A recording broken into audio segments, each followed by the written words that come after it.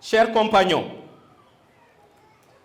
chers voisins ivoiriens, je termine mon propos en exprimant une pensée émaillée d'un sentiment élevé d'affection et d'humanité pour la Palestine.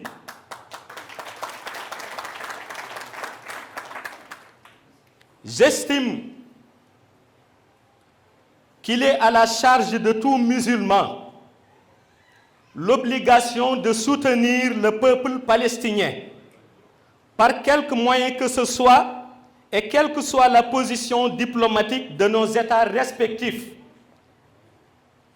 À la lecture de la situation malheureuse qui sévit sous le ciel de la bande de Gaza, je suis peiné par le défaut de solidarité caractéristique du monde musulman. Je me demande légitimement s'il reste encore un pays musulman sincèrement sensible à la cause palestinienne. Pourtant, en combattant pour la préservation de la mosquée Al-Aqsa, les Palestiniens œuvrent pour toute la Oumma islamique. Cela est d'autant plus vrai que la mosquée Al-Aqsa symbolise le troisième lieu saint de l'islam. C'est l'un des emblèmes charismatiques de la religion islamique, au même titre que la Kaaba et le Masjid al-Rasoul. Malheureusement, ce délaissement de la Palestine par des pays se réclamant de l'islam n'est que la manifestation regrettable de la division du monde musulman face à l'union des autres.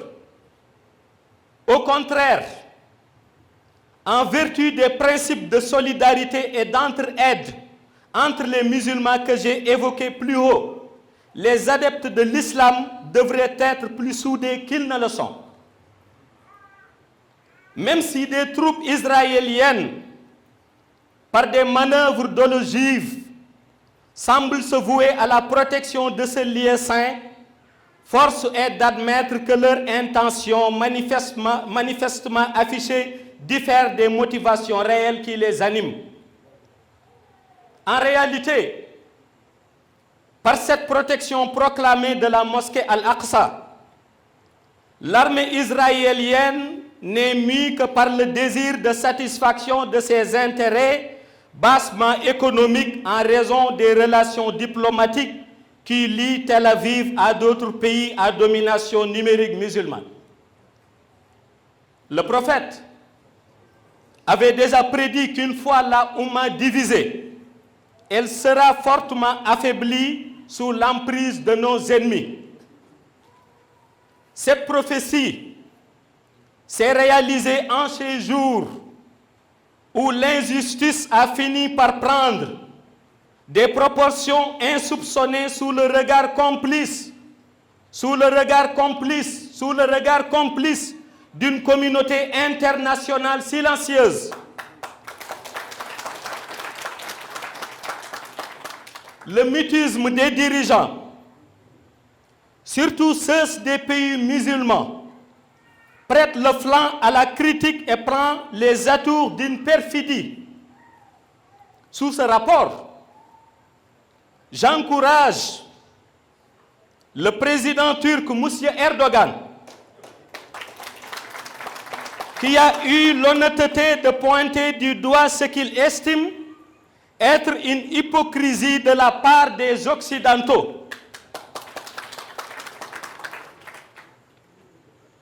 À ce propos, je condamne le traitement partisan et partial des informations par des médias occidentaux. Ceux-là jettent l'opprobre sur les Palestiniens en tentant de nous faire croire que le Hamas est une organisation terroriste. C'est de la pure manipulation médiatique qui n'a que pour ambition d'inverser qui de la Palestine et de l'Israël est une victime ou un coupable dans cette forfaiture.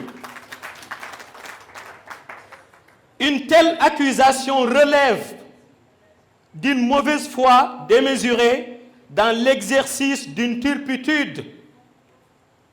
Ils misent sur cette manipulation qu'ils brandissent comme arme fatale.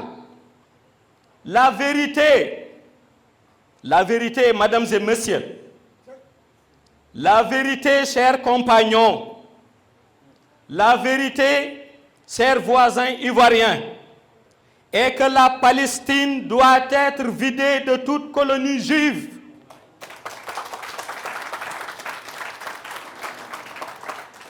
Si le Hamas est une organisation terroriste, qu'en est-il de l'armée israélienne qui n'hésite point à s'attaquer à des hôpitaux, des handicapés, des vieillards, des femmes et des enfants? N'est-elle pas l'armée israélienne qui a bombardé des civils et des habitations? Le Hamas n'est pas dans la provocation, il est dans la réaction face à une oppression appuyée par des puissances d'Occident. Pourquoi passer sous silence le déséquilibre des armes entre Palestiniens et armée israélienne, en prétextant en même temps que les Israéliens sont des victimes dans cette histoire? J'invite tous les musulmans, où qu'ils soient dans le monde, à manifester leur soutien indéfectible à ces braves femmes et hommes que je considère comme l'un des peuples les plus endurants. Malgré la persécution dont ils souffrent depuis plus de 7 décennies, leur courage n'a jamais été en berne. Qu'ils sachent que la rétribution qui les attend sera à la hauteur de cette épreuve qu'ils ont pu surmonter jusqu'ici en attendant l'arrivée du Mahdi Salvateur. Salam ya Mahdi. Qu'ils sachent que toute cette spirale de violence qui les mine n'est que le signe manifeste d'un grand ménage préparant le grand rassemblement. Qu'ils sachent que toute chose a une fin, même ce calvaire qu'ils ne méritent pas. Qu'ils sachent qu'Allah est juste et qu'il est témoin de cette brutalité qui leur est gravement et manifestement infligée. Chers compagnons, chers voisins ivoiriens, je le dis sans embase, moi, Seydi Mohamed El Cheikh, je suis de tout cœur avec le peuple palestinien. Je vous remercie du temps et de l'attention accordée. Merci beaucoup.